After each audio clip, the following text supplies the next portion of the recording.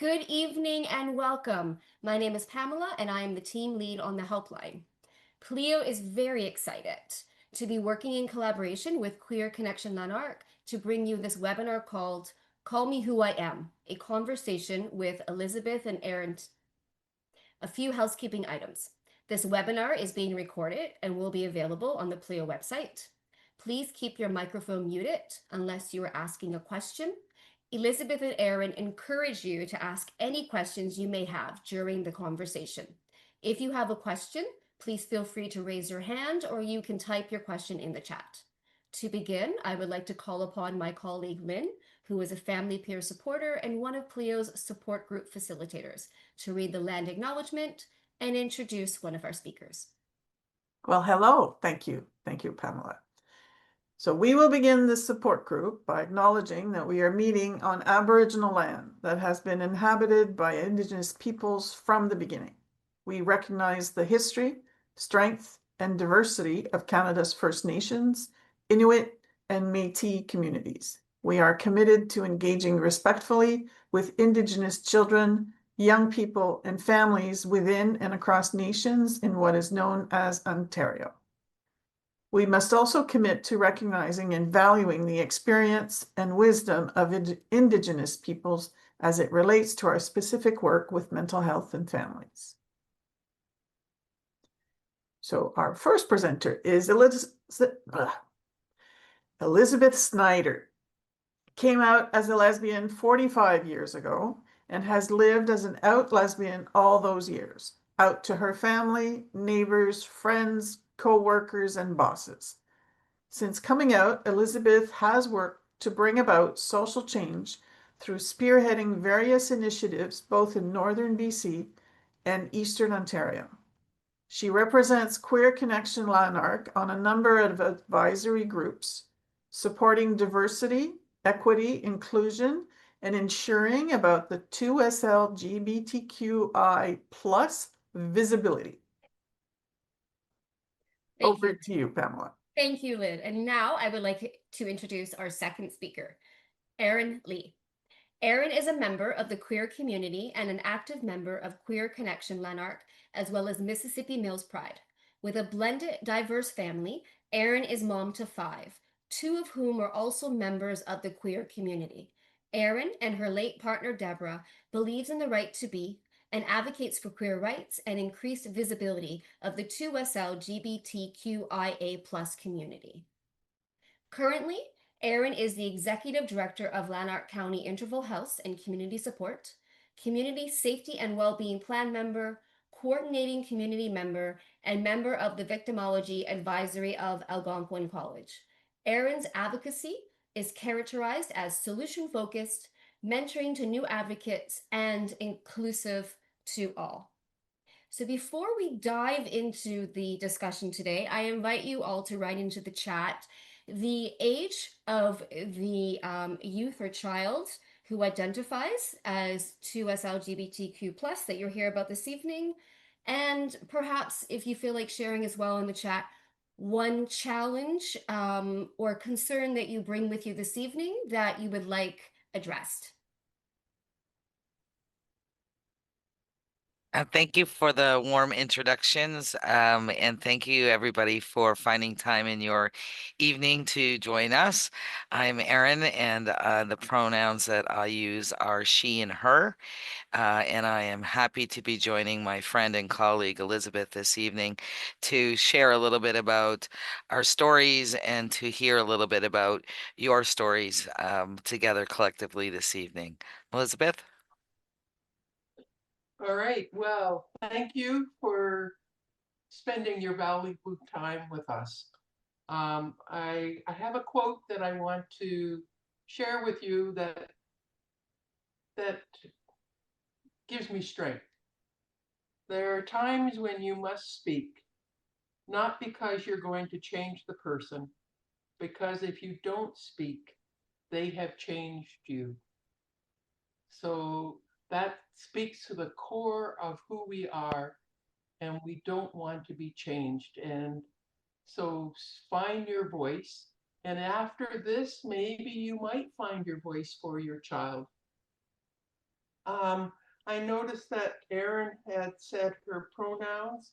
I struggle with pronouns, um, more because um, when I was growing up, it was more about women's rights and women not being able to have a job, not being able to sign a mortgage on their house without their husband. So that was the struggle for me. So I prefer not to use pronouns, but I say I absolutely will honor whatever pronouns people tell me.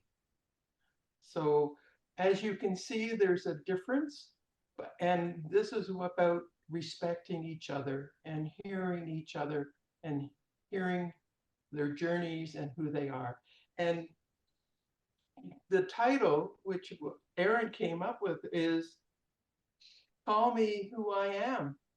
And that's what this is about, is seeing your child and recognizing who they are. Erin? I appreciate that, Elizabeth, and I appreciate that pronouns are a struggle, and we're going to talk about pronouns. But we want to always start off with a kind of um, positive mantra of how we can approach the ever evolving diversity of our kids and our communities. And the first thing we always want to do is let you know, as parents and caregivers and those who love their children, that this notion of I worry if I am supporting my child adequately, I'm worried about what do I say, what do I do. The first thing we want you to hear is you're already doing something right. You're already doing something right because your child has identified to you, I don't want to be called he anymore. I want to be called they. I find myself struggling and I don't feel comfortable in the clothes that seem scripted for what I'm supposed to wear, given who I'm supposed to be. And you're already hearing those things and responding to them. So you're already doing a really great job because your kid trusted you with their information and with identifying to you what's going on for them. So I want you to just think about reframing the fact that we often get down on ourselves as parents about what we're doing right and what we're doing wrong and how we're negatively impacting our kids. I also want you to reframe that to think about I have a courageous kid. I have nurtured that, and my kid has been able to entrust me with some information about who they are and how they identify. I'm not going to be perfect. I'm going to make mistakes. I'm going to say the wrong thing, but my kid trusted me by sharing who they were. How they identify and what works for them. And it is important that against all odds, they've come to you. They have not allowed themselves to be silenced, and so they've come to you. And yesterday in the webinar, I really felt like I waited too long to say um, that when we worry about our kids in terms of how they identify and how they're evolving, we worry about the natural things like mental health, and we think about how is this impacting my kid's mental health. And it is important that you know that mental health is everybody's reality, and mental health for queer kids and queer youth and queer people is something that we always have to be mindful of, and we need to always be checking in. And we need to think about how we see and how we check in, right? What are those patterns? What are the changes in patterns? How is their behavior changing? How are their marks changing at school? How are their interactions or their friends group changing? What are, maybe they're isolating more at home and they're more quiet. When you see those changes in patterns of behavior and they're concerning to you, it is important to voice that concern and to voice that in the most respectful way possible. Hey, what's up? I see that, things are changing. What's that all about? Are you feeling uncomfortable? And get into that whole notion of we want to raise our kids to be all of who they are, but we want them to remain intact, their self-esteem intact, their worthiness and their value intact. So we do have to take risks sometimes and start those challenging questions, especially when it relates and how it relates to mental health. I see shaking of I heads, just so want to I'm seeing that you can relate to that. Sorry, go ahead, Elizabeth. no. I just want to reiterate what Aaron said about your child. And against all odds, like Aaron said, your child spoke to you and revealed something about themselves that they've been thinking about. And which is, oh, it's such a bonus. You should see that moment as, okay, I have a strong child who reached out to me and was willing to reach out to me. And see that child as being courageous and acknowledge to that child, your child, that you have a lot of courage to tell me that. And now let's work together to make sure you're going to be safe and work together. Like Aaron said, we don't know everything. And so working in partnership with the child will build that resilience. And that's the next step of ensuring that your child will be safe and bloom and have a wonderful, authentic life. And the other thing is that it's not about you. It's about the relationship you have with your child. So things are going on in your mind as your child says, whatever, I'm non-binary, or I think I might be a girl, or I think I might be a boy, or I think I might be a lesbian or gay.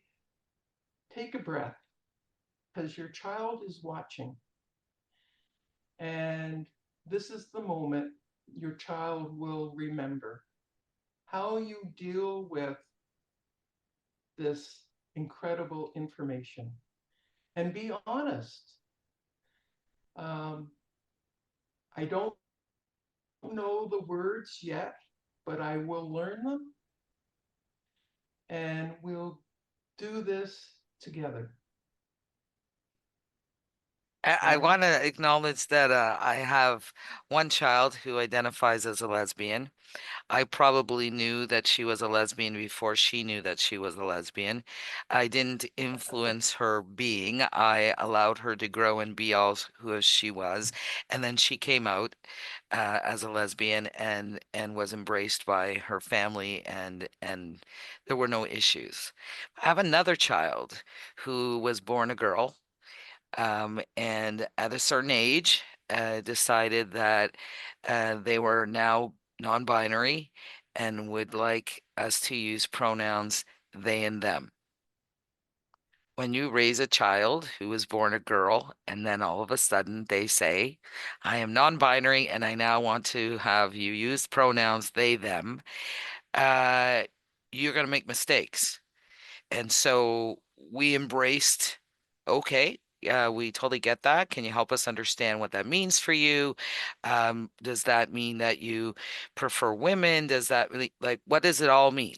And we had a conversation and we said, we are going to respect that you are now they, them, and we are going to make mistakes. And I'm going to slip up and I'm going to say she, and I'm going to hold myself accountable. I'm going to apologize. I'm going to remember, but I'm going to get there. And it's just going to take me a while, but I completely respect that. And my mother, who is significantly older than me, struggles with they, them. So when I say they're coming over for dinner, my mother says, who? And I say, Leah. And my mother says, and who else? And I say, no, just Leah. Well, that doesn't make sense. You said they.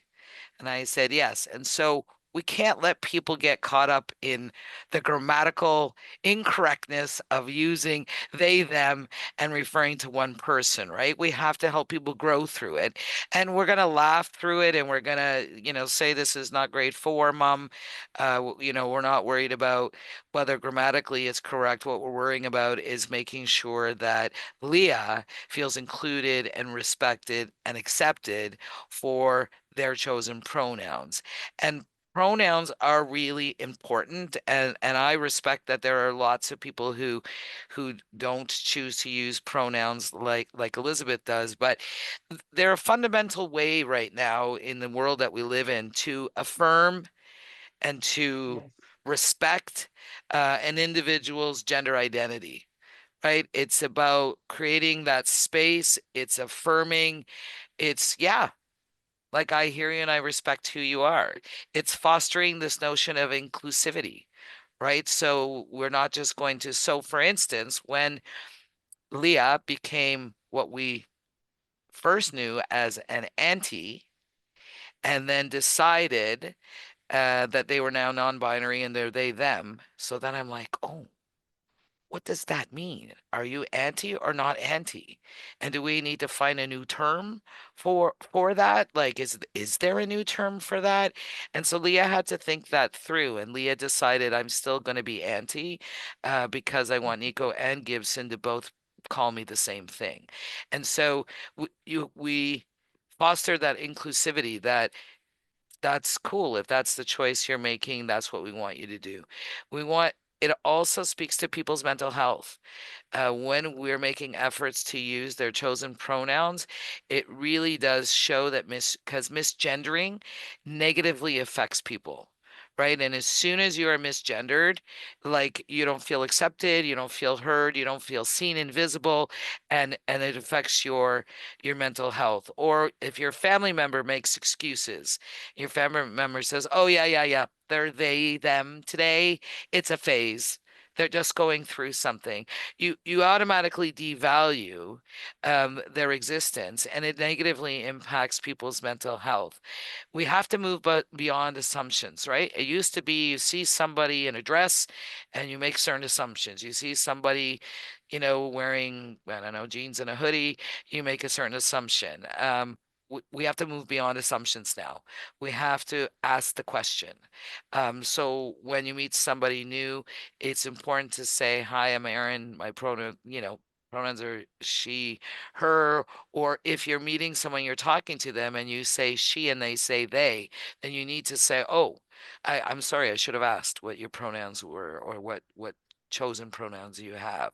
And so I know I might be belaboring the point around pronouns, but pronouns are the way that people share their identity. And it's how they enter a room or a conversation or a classroom or anything. It's how they enter. And so if we can't get our heads around how we make people invisible when we don't acknowledge their chosen pronouns, then how do we become their advocate? How do they trust us with their struggles?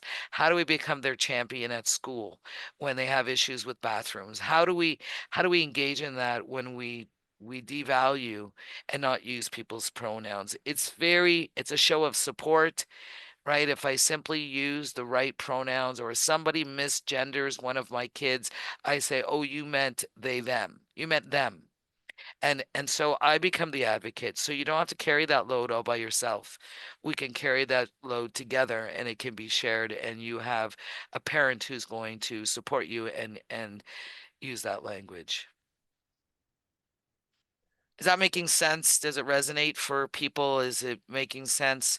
Thank you, Nicholas. I have seen you're nodding, and that's very helpful. I hope for the others that this is resonating and making sense to you. And please write things in the chat if we're headed in a direction that you can't relate to, or you have a challenge with that, because that's what we're here for, right? Is to support each other as parents and as people in community. Elizabeth, I don't want to put you on the spot, but I wondered if you could talk about your experience with your mom when you came out to your mom and how your mom had worried that she might have failed you. Yeah. Yes. I came out when I was 27. I was going to university on the West Coast. My mom lived in Halifax, and I called her on the phone. I said, "I think I might be a lesbian." I used the word might. I wasn't committing myself yet. Um, and she was worried for my safety. She didn't want me to tell anybody. Um, one, maybe hoping that I might change my mind, that it was a phase. The other thing was too that she asked me further on in the conversation, she asked me if it was something she did wrong.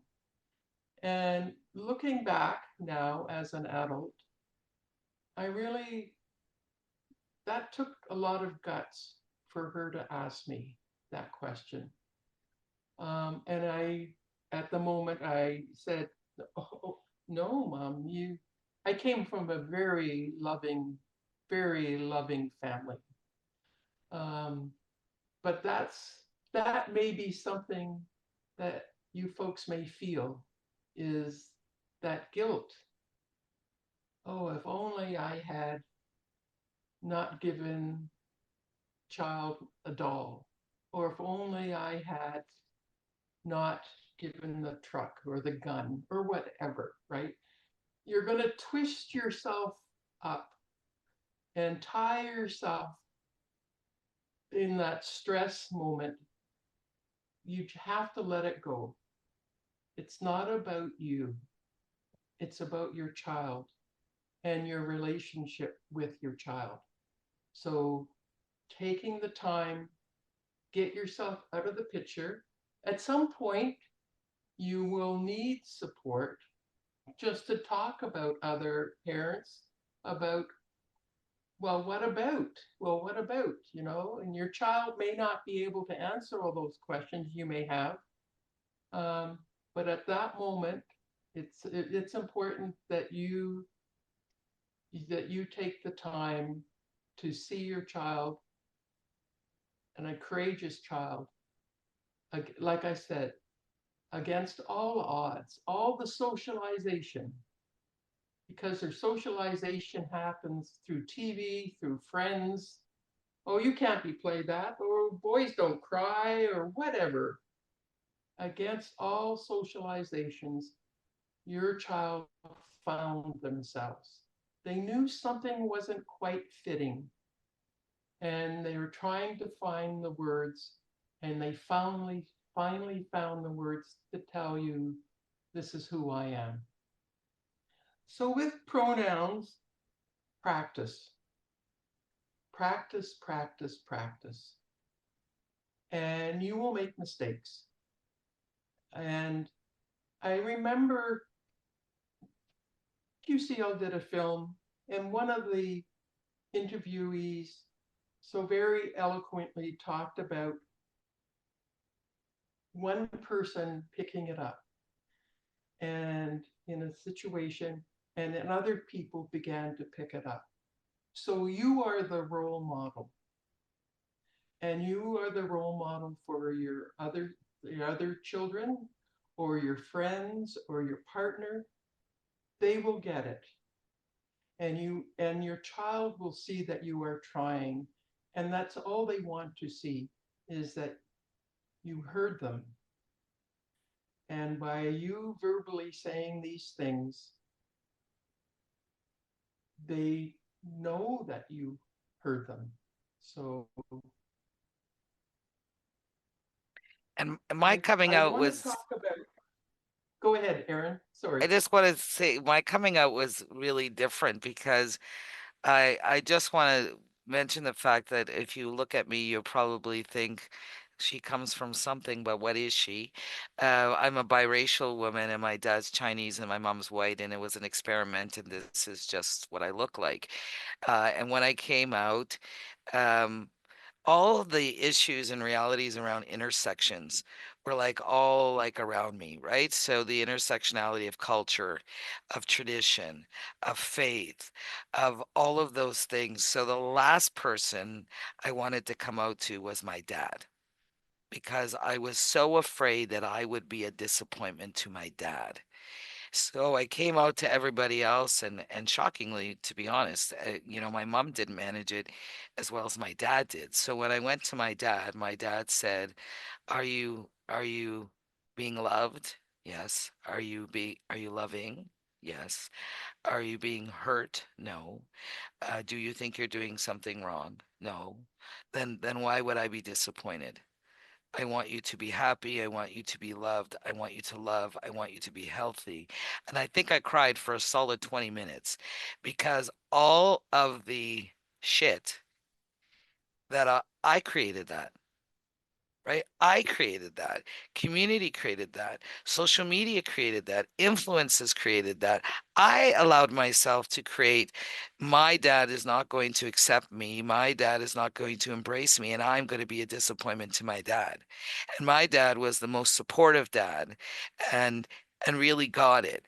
He didn't gossip about it. He didn't. He was the guy who used to make bad statements about, oh, your cousin Sharon, she flies both ways. And I'd be like, what's that mean, Dad? Because my dad was from the generation, he did not want to say the word lesbian. He did not want to say bisexual, like the language was contrary to him. And I said, and just FYI, if flying both ways means that she's bisexual, just so you know, she doesn't fly both ways. She's a lesbian, Dad. Right. And so then we started to challenge each other and have conversations because he was able to be accepting of me as his child and didn't love me any differently. In fact, I think that he just thought I was brave, and that I was silly for thinking that I had to hide, as a guy who lived through racism and married a white woman, and in a time where it was contrary to do that, and raised these three kids who all look like something but not really sure what, that I didn't trust him with all of who I was, right? Was a disappointment. So it is important to recognize that the intersections of culture, religion, tradition, those things are a reality, right? And so, it's contrary to my faith, for my kid to be queer. Yeah, faith is contrary in many ways for us, right? We struggle with our faith throughout our whole life. We don't all ascribe to being the best of the best of the best. And whatever book we read, whether it's the Quran or the Torah or whatever and whoever we see as our Almighty, at the end of the day, isn't the relationship about me with the Almighty, in terms of what happens to me and my destiny? It's very hard when we get embroiled in it's contrary to my faith or my culture or my tradition. It's really important to look at what is conflicting us around being able to support our kids to be all of who they can be, and how do we talk about it so that we can come to a place where we can feel comfortable embracing our kids contrary to faith and culture and tradition, and knowing that things do change and parents evolve and people evolve and culture evolves. And so we have to redefine what does family look like, who are our members, and who's going to be able to support our family through this process of being and coming into being and being okay with that. I'm not going to suggest that it's easy. It's not easy. And in 65 countries in the world, it's still illegal to be queer. So I'm not suggesting it's easy, but I'm suggesting that it's doable. And that when we lean on things like faith and culture and tradition, we eliminate the possibilities of keeping things open as they evolve. And that's when we're going to see kids shut down and not engage with us. And I'm sorry, Elizabeth, I went into the intersectionality pieces and my coming out, and I think I cut you off because I think my internet might be a little bit delayed tonight. So I'll turn it back over to you, Elizabeth. No, it's fine, Aaron. I'm going to take on what you said, and everybody wants their child to be happy. And that's the goal. So how to be the champion for your child, for them to be happy. And you can start small. Start within your household. Put something up in the fridge. Talk to your child about what they see as the plan. What would they like to have happen, knowing that their big secret is no longer a secret? Acknowledge that they have told you something that they've been hiding, and how brave it is for them to trust this moment. So put something up in the fridge if that's what the child wants, or they could have something in their room, on their door, affirming who they are, that gives them strength every day to go to school. Or maybe they might have a button that they could put in their jacket that maybe is not visible, but is visible to them, like a talisman that they can hold on to, that gets them through the day when they may face some bullies. You should check out on Google about resilience, because we all need resilience. Resilience is the courage to keep going after failures, finding strength, finding a way to problem solve. Problem solve with your child. They have incredible insight as to what would work for them. But also that moment where you are problem solving, you are developing a different type of relationship with them, which then helps with resilience. They are seeing you model resilience, so that when they go out into the world and meet their friends and something happens, they will come back and talk to you about it, and you will problem solve together. I remember growing up, and I'm a very tall woman, almost 6 feet, and I have short hair. And growing up, I got misgendered a lot in going into bathrooms, and I twisted myself to conform. So that was the point where you could dye your eyelashes, because I was wearing mascara and makeup and high heels and nylons and a lot of earrings, because at that point males weren't wearing earrings. And growing my hair longer and doing everything. And then I was in Canadian Tire, and there at the cashier was a male person, and he had on earrings. And I began to realize that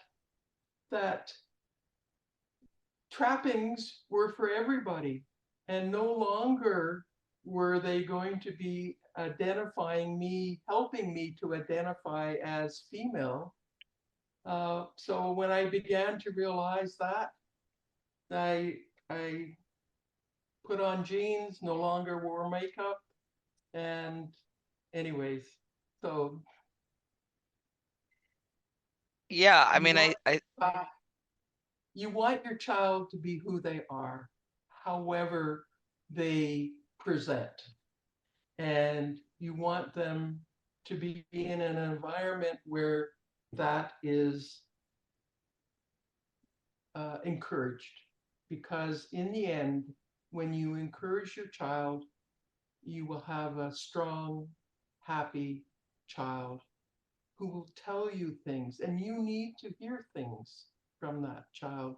So they will come home and tell you, this is what happened in the bathroom today. This is what the teacher did. I think we need to work together. I think I would like you to talk to the principal, or I can talk to the principal, whatever. It's about that relationship with your child. and Aaron? it's really important to know that we're learning new language. And so we are all learning new language. And, even if you're a member of the queer community, you may not know what pansexual means. You may not know. And so these terms, they just kind of arrive, and they arrive quickly, and you're flustered because you don't know what those things are.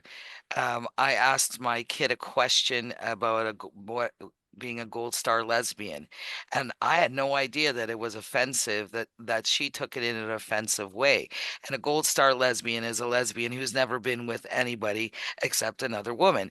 And I thought, like, that's probably a cool thing, but clearly I was wrong. And my child is now 31 years old, married to a woman and has a child. So I still am learning and making mistakes. And then I was like, oh, I didn't know that that was offensive. Oh, okay, like let's talk that through. And she was more offended by the fact that she thinks her mom is very woke, and would have known that, right? So that I'm like, well, I'm woke except for when I'm not, so we need permission, no matter how old our kids are, no matter how old we are. None of us know everything. We're all learning a new language. So, we know that now that it's not okay to say tranny, like that it's offensive. It's much like terminology when you think about race, right? There were terms when I was a kid that people would use to reference me. So people would call me a wink because I was part white and part Chinese.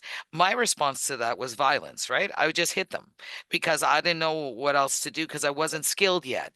But then I got the skills and I started to use my words to defend and honor who I was. And that's what happens. And the fear that parents carry, you need to acknowledge that fear because that kid was born and you started fretting and being fearful. Will they be loved? Will they be smart? Will they be successful? Will they have a family? Will they, right? And so you're already fearful. So it's okay. This is another part of our fear base. And why does it have to be strange and weird and wrong? It's just another way to be worried about and fearful for your kids. And guess what?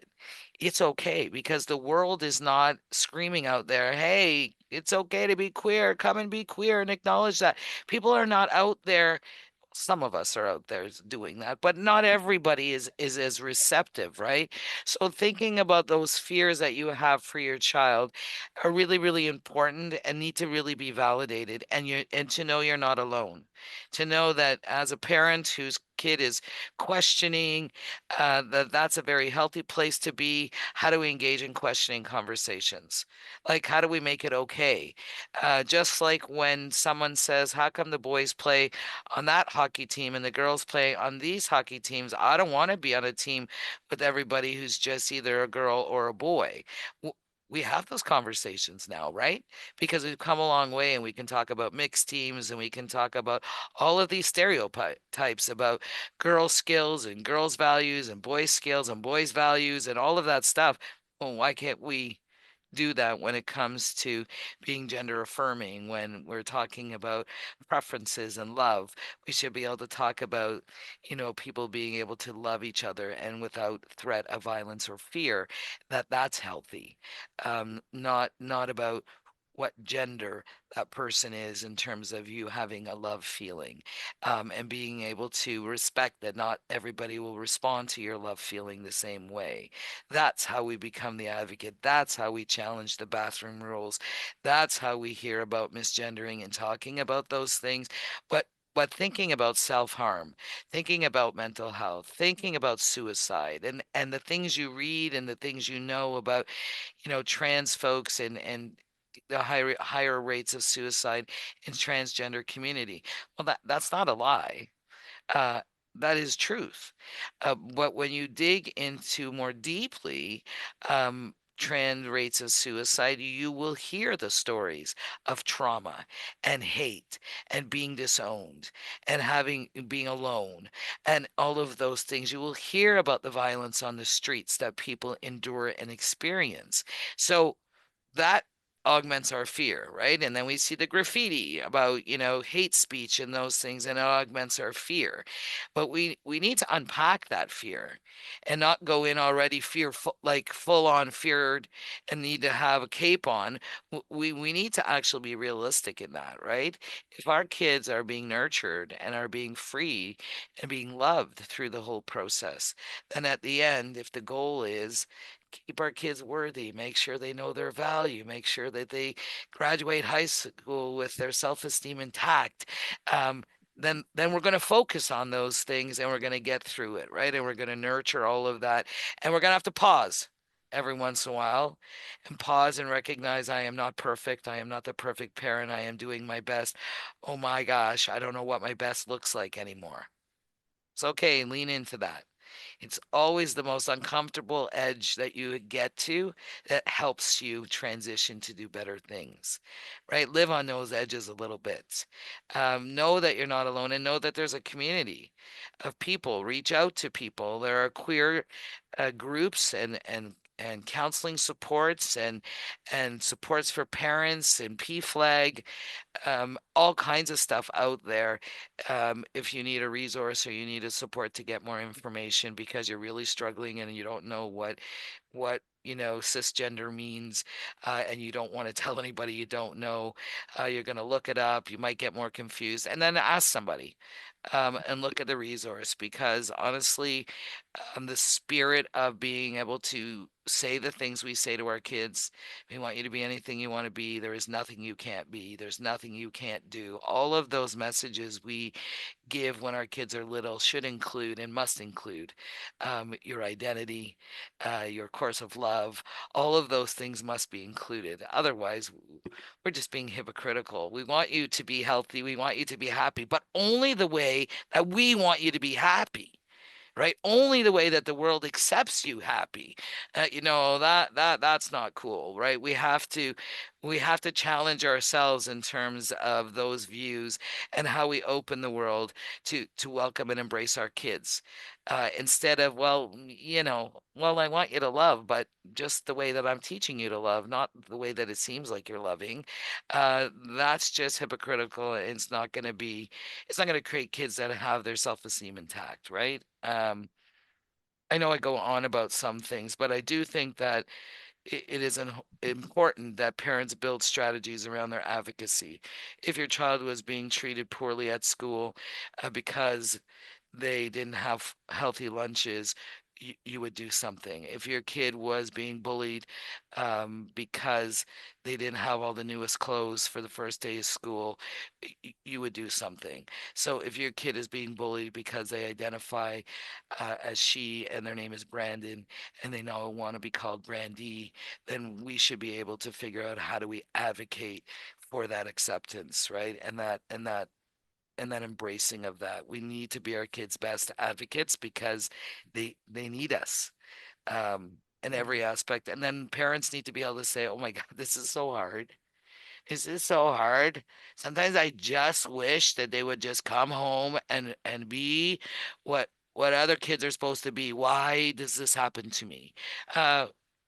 Join those groups, talk to people. Like Elizabeth and I are always available. Elizabeth is more available than me and she's nicer than me. But like, let's have the conversation. Let's break the tension and let's be able to say, like, what do you mean you think that? Sylvie, what are you talking about? Like, let's unpack that a little bit, because how is that different than a kid being bullied because they don't have the newest Nikes? Like, it's just not right. Anyway, stop me, Elizabeth. Stop me from ranting about these things. Okay. Talking about biases and talking about your dreams for your children. And of course, you have dreams for your kids. And all of a sudden, things shifted.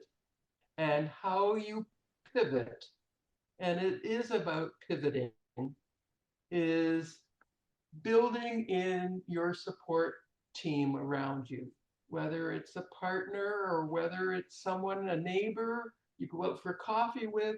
You won't believe what just happened. I need someone I can talk to who won't judge any of this. Find that person. You know that person already. And maybe your child can't talk to you, but maybe your child has a favorite aunt that they can talk to. Don't get your ego in the way here because you think that being a parent, well, they should be able to talk to me. Step aside.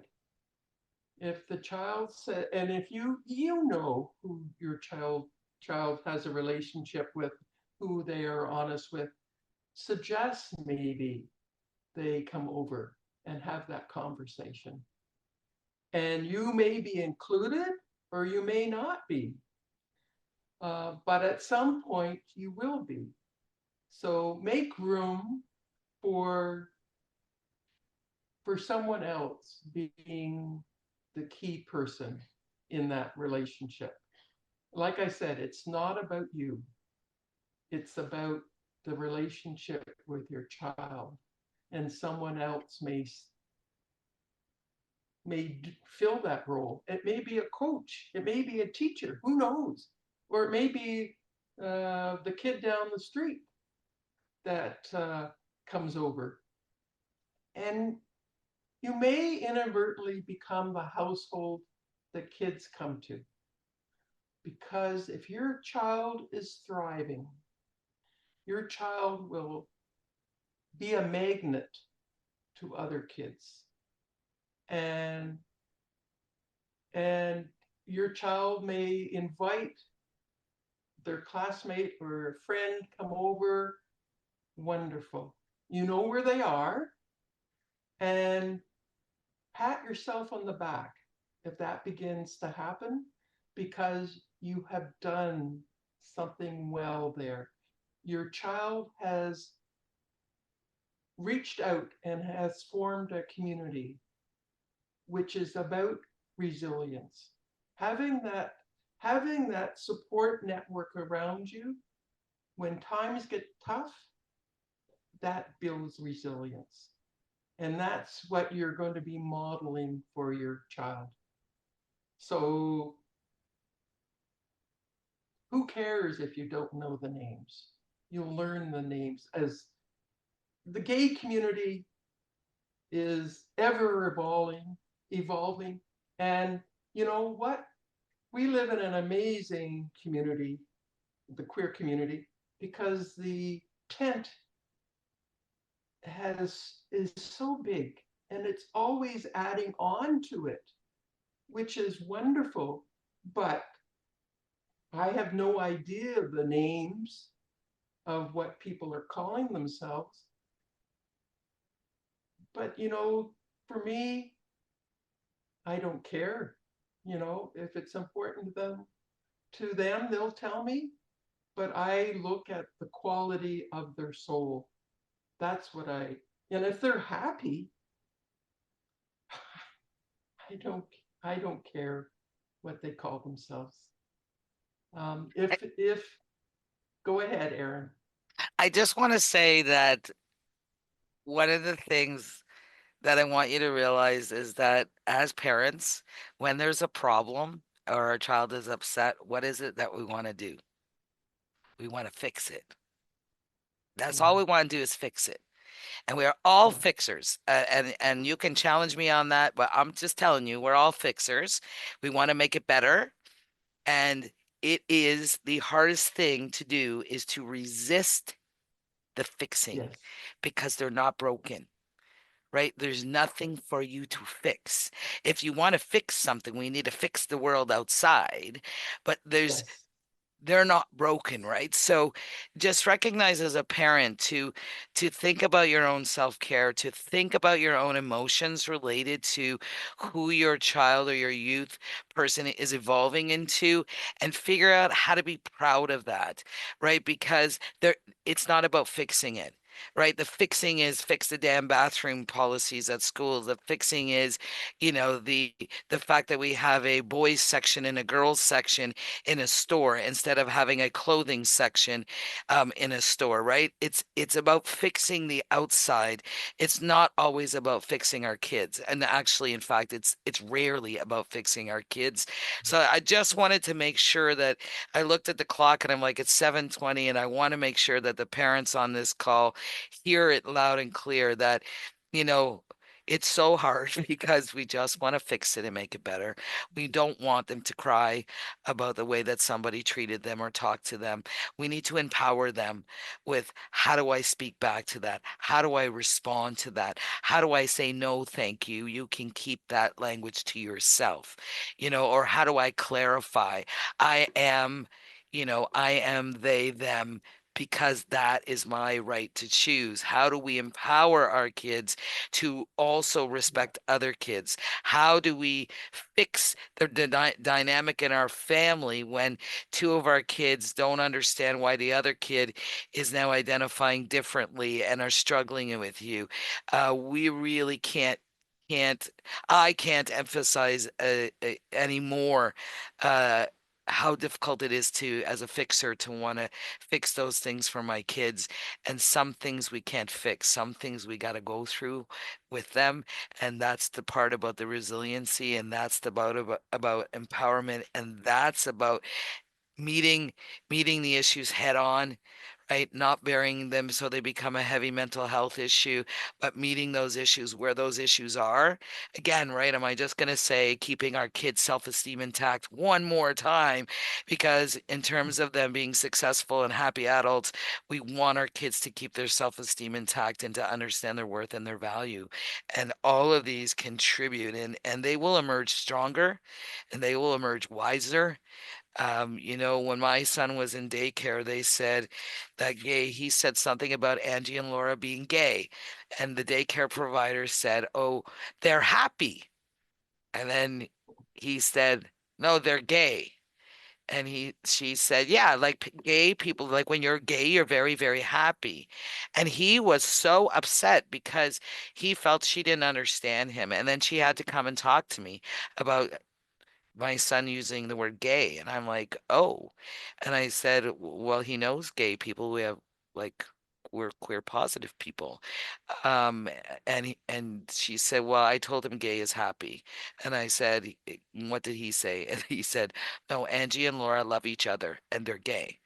And I said, "You can't minimize that, right?" So eventually he didn't go to that daycare anymore because there wasn't going to be a shift, and he wasn't going to be able to express his understanding, which was accurate, without being compromised, because he's told it's wrong, right? No, we don't talk like that. Gay is happy and proud.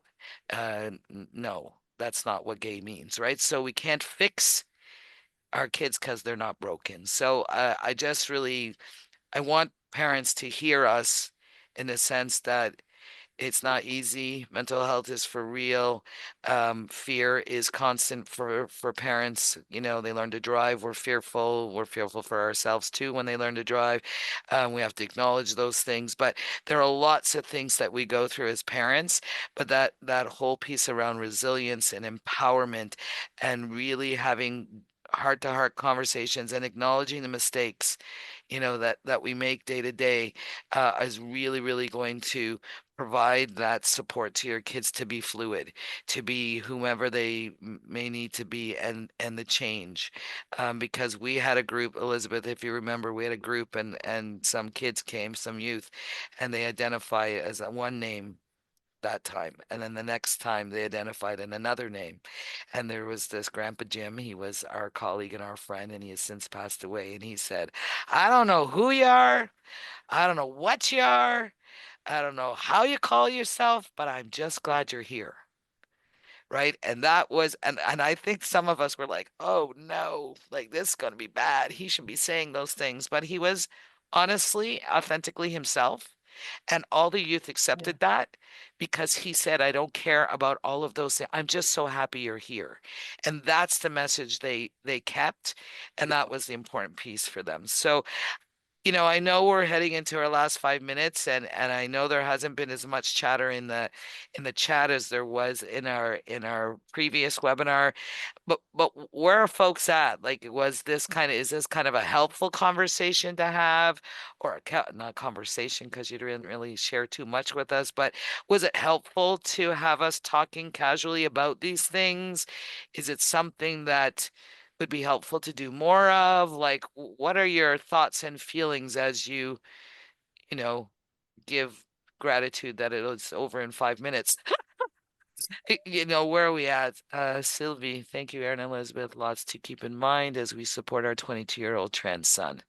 100% Sylvie. I want to, Sylvia, yes, I want to just talk about another way you can champion your child.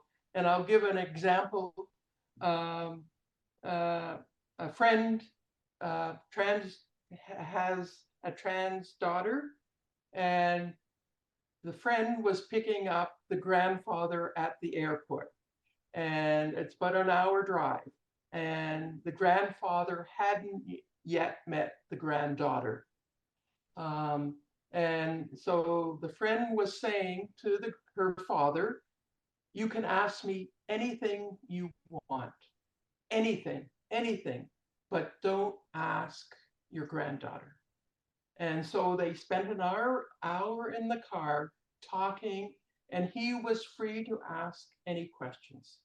When they arrived home and the granddaughter came down the stairs, he said, "Her name, nice to meet you." That's how you can be a champion. You can run interference, as simple as that. But provide an opportunity